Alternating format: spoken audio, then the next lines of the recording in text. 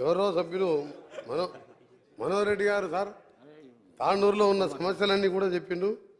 ముఖ్యంగా తాండూరు అంటే నాపరాయికి ప్రసిద్ధిగాంచిన ఆ ప్రాంతం, దాంతోపాటు వారికి సంబంధించిన ఆల్మోస్ట్ అన్నీ మీరే ఒక సబ్జెక్టు 2 సబ్జెక్టు మాట్లాడని చెప్పిన తాండూరులో ఇన్ని సమస్యలు ఉన్నాయని ఇప్పుడే తెలిసింది మాకు. తెలంగాణలో ఏమంటే బంగారు తెలంగాణ అయిపోయింది, కొన్ని మిగిలిందేమనుకున్నాం. ఆ సమస్యలు తింటూనే మా సభ్యుడు చెప్తుంటే అన్నిటినే ఉన్నట్టు అనిపిస్తుంది. జూనియర్ కాలేజ్ లేదు, దాని నల్గొండకు పోయి చూసా మహాత్మా గాంధీ యూనివర్సిటీ ఉన్నది, ఎస్ఎల్పిసి సొరంగం ఉన్నది, నల్గొండకు ఎందుకు పోదు అని పాపం సార్.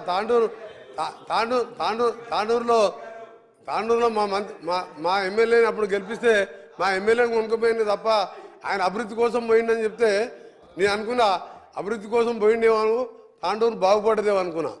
ఆయన అభివృద్ధి అయింది తప్ప తాండూరు అట్నే ఉన్నది, ఇంకెక్క పోయింది. తప్పకుండా వారు చెప్పిన సమస్యలని నోట్ చేసుకున్న అధ్యక్ష, దాంట్లో అన్నీ చెప్తా. మీరు రాయల్టీ విషయంలో కర్ణాటకతో పాటు వచ్చే విధంగా కర్ణాటకతో పాటు మన దగ్గర 100 రూపాయలు ఎందుకు ఉంది, అక్కడ 280 రూపాయలు ఎందుకు ఉంది, పక్కపక్కకి ఆనుకున్న ప్లేస్లలో ఇవన్నీ సమస్యలు కూడా ముఖ్యమంత్రి గారితో గౌరవ సభ్యులు గారిని తీసుకెళ్లి చర్చించి